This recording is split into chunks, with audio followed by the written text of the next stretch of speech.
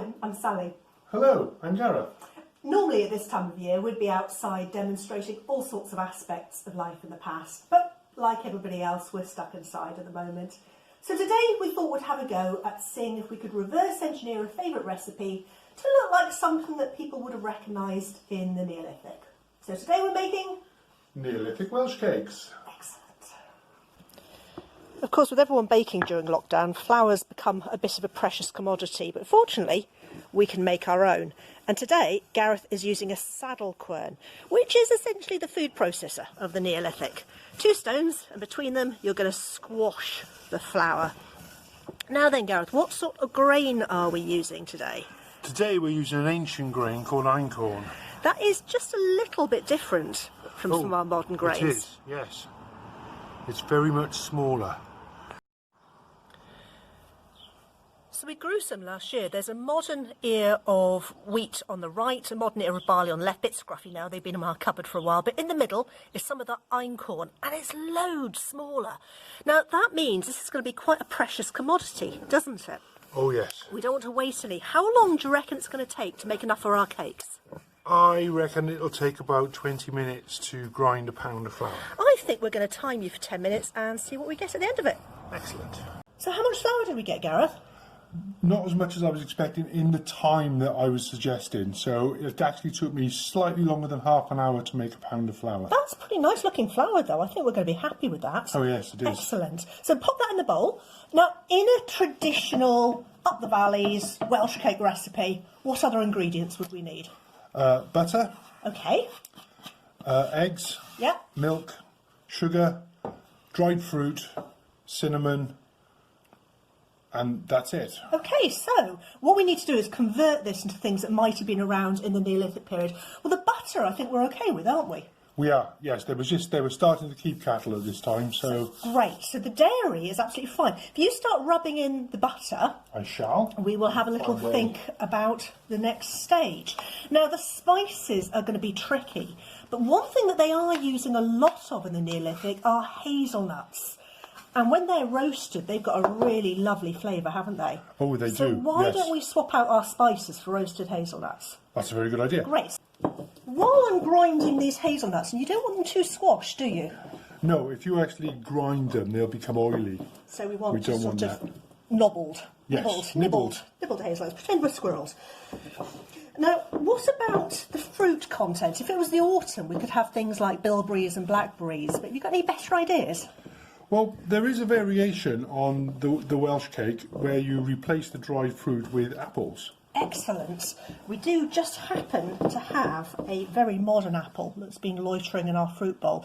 Neolithic apples are going to be a lot smaller, aren't they? Well, yes, they are. They're going to be Crab apples. But dried, they can be quite nice and Yes, and they sweet. can. So is that as scrunched as you... That is perfectly scrunched, yes.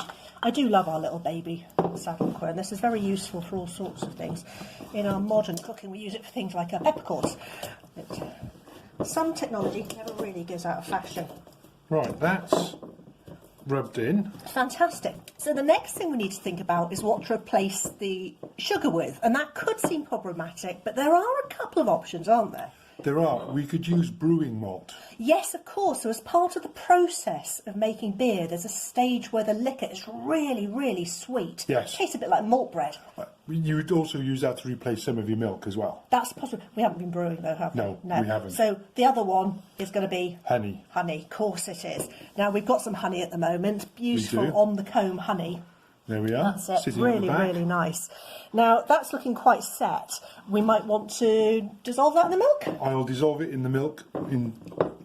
So we take a big blob of honey and we put it into our milk. Great. Well, we'll And let that we warm should up for a dissolve bit. So what we're going to do is turn the camera off for a couple of seconds. We're going to chop an apple. We're going to mix the hazelnuts into our flour that's had the butter rubbed in. And as soon as the honey's dissolved in the milk, we can start mixing it. Oh, there's one other ingredient, isn't there? The egg.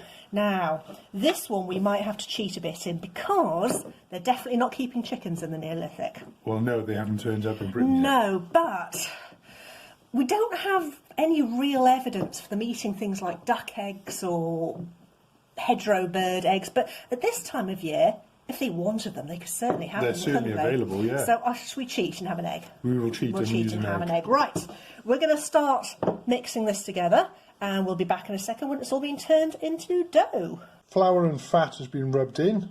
Next we add the dry fruit. So we have our hazelnuts and our apples. These look really nice. So they all go in. And there's no real quantities to this, is there? Most Welsh cakes are done by eye, so it's a nice recipe. They didn't have weighing scales that we're aware of in the Neolithic. We're certainly not using any today. Nope. So just get that nicely mixed in. Well in the centre. Next we add our egg. Lovely stuff. Oh, you can tell you're trained as a chef. And then we can start adding our liquid. So our milk and our honey mixture. So we will add that much to begin, and we will start bringing that together.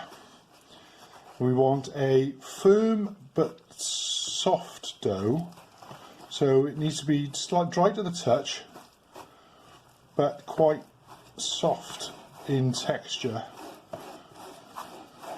I wonder if people used to fight to lick the cake spoon in the Neolithic just like they do today. Oh, I bet they did. Or it was just handed over to the favourite. Yeah. Oh, sorry, you're not supposed to have favourites, are you? Oh, shh, we won't tell anybody. That's starting to look quite good. There we go. Next time to get my hands in that.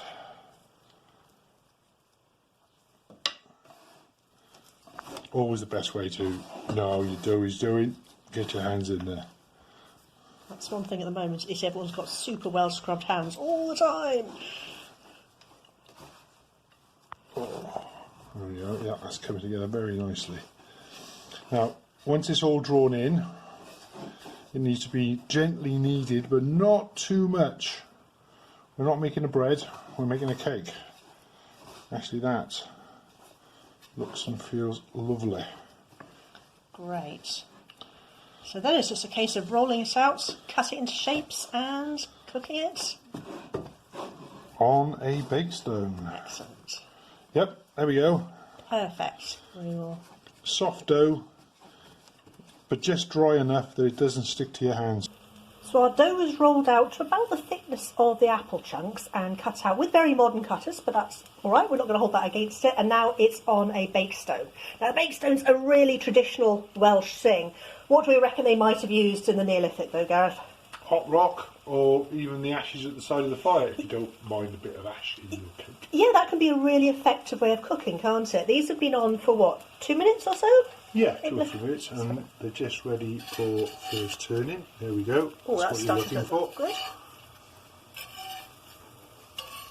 I wish we had smelly vision on the camera. They're starting to smell really nice. They haven't got that spicy edge you get in a modern Welsh cake recipe, but they've got a really lovely, sweet, fruity nuttiness going on.